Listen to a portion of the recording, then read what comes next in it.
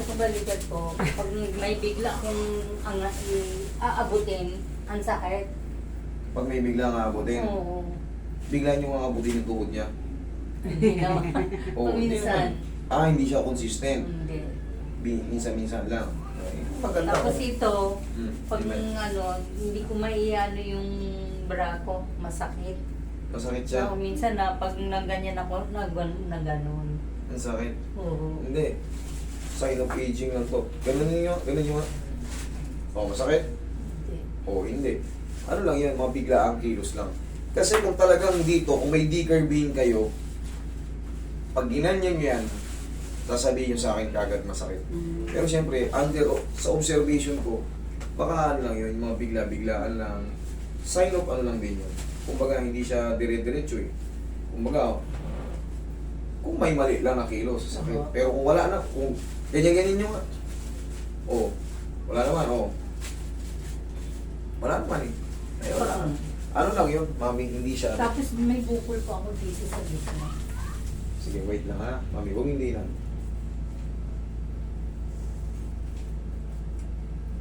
Minsan kumikita. Ano yan, mami? Sadyang bukol yan. Dapat yan. Kapay mo yung likod ko. Ganun. Pag ganun. Sige, hanggang baba. Diba, may kanal. Yang sa inyo, huwag yun ang pakailaman yan. Hanggang hindi siya nakaka-apekto sa pamumuhay nyo talaga. Yung pag umiga kayo, hindi naman siya masakit. Basta ano lang, pag pinindot nyo lang masakit. Maaaring tumuo yan eh. Iba yung bukol yan. Dapat siya nakalubog. Maliit lang naman. Kaso, hindi siya gumagalaw eh. Maganda kasi kung mga nodules lang, siya iba.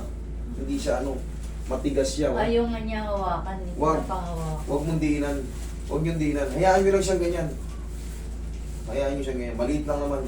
Huwag yung diinan. Huwag yung piliting durugin. Minsan, sabi, inom ka ng yung silicosid.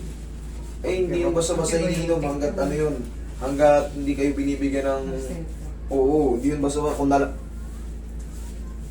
basta na lang nalaman nyo yung tawag sa basta gusto nyo lang uminom ng gano'n, hindi po pwede, kailangan prescribe ng doktor.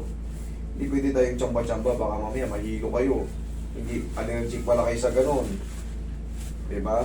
Kailangan kasi, tugma yung kailangan galing sa lambutan nyo lang mami. Ayan. Lambutan nyo lang. Ilang araw ito, malaraw na yan. Makahubad ka mga ngayon. Hindi tatawagin pa ako.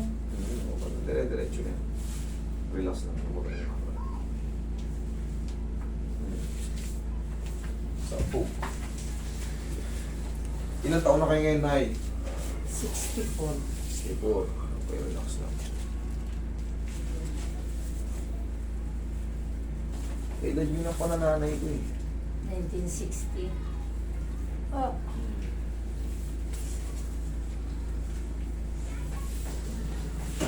Higa kang patagilid, Nay.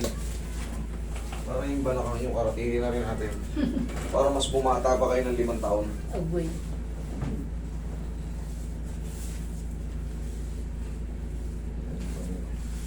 Relax na nga. Lambutan nyo lang ito. Yan. Kabilang side.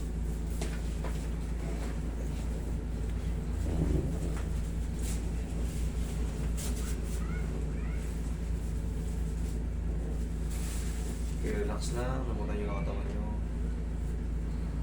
Isa pa, lambutan nyo lang katawan nyo. Okay na ba kayo?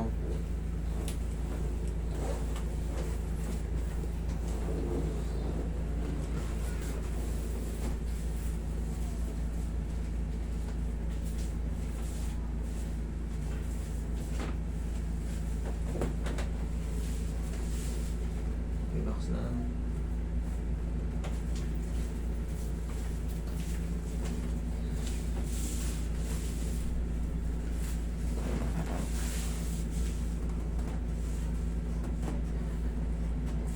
Okay, yung ito lang nasulit yung massage si mami.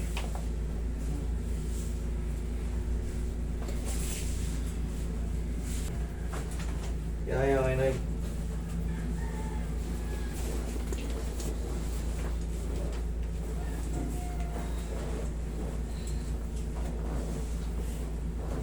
Nasa pin ba lang?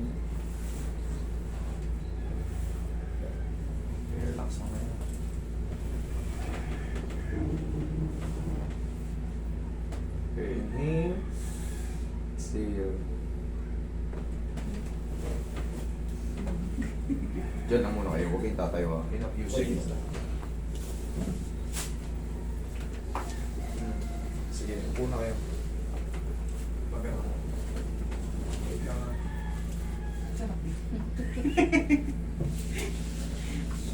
Parang gusto na matulog.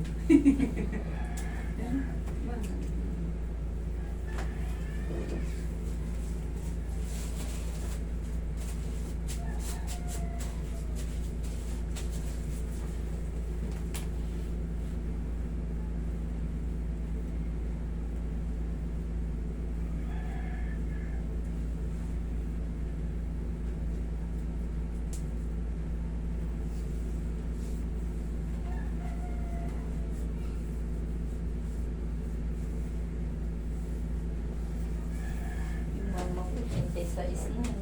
Yung lukas-lukas na. Ilan taon na? 86. Nandyan pa? Oo, Oo. naguguna pa nga eh. Nagtatanim. Iba yun. May lahi pala kayong ano. Sa probinsya yan eh. May lahi pala kayong mahabang buhay. May pumunta rito, 90. Pinakamatandang pumunta rito, 90 years old, malakas pa. Konting ano lang, konting pectus lang ginawa ko, siyempre.